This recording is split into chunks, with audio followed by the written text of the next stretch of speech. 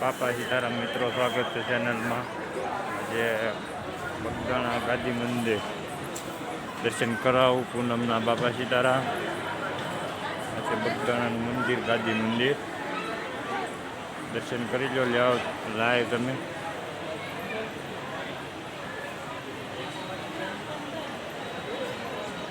બોલો બાપા સીતારામ. ચેનલમાં ન હોય તો સબસ્ક્રાઈબ કરી દો.